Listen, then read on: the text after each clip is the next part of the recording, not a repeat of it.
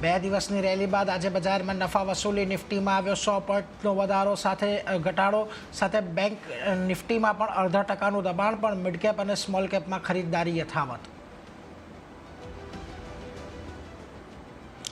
આજે પીએસયુ બેંકમાં આવ્યો ઉછાળો, ઇન્ડેક્સમાં 0.5% ઉછાળો તો સરકારી કંપનીઓમાં પણ તેજી. બીજી તરફ નિફ્ટી, આઈટી અને ફાર્મામાં દબાણ. ડીમાર્ટ રિટેલ ચેન ચલાવનારી એવેન્યુ સુપરમાર્ટે ત્રીજા ત્રિમાસિક માટે આપ્યા સારા બિઝનેસ અપડેટ. શેરમાં આવ્યો 15%નો ઉછાળો સાથે મોટા સોદા થયો 2.71 લાખ શેરોમાં. લાર્જ ટ્રેડની કુલ વેલ્યુ 106 કરોડ.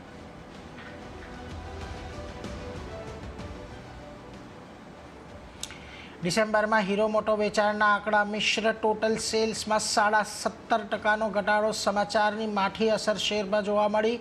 2%ની વેચવાલી.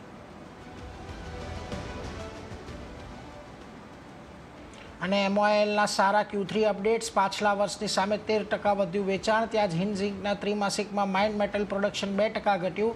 સ્ટોકમાં આવી 3.5%ની તેજી. વખાટ લગભગ 6% વધ્યો. CDSCO દ્વારા બેક્ટેરિયલ ન્યુમોનિયાની સારવાર માટે નવી ઓરલ એન્ટીબાયોટિક દવાને મંજૂરી બાદ વખાટમાં આવી ખરીદદારી.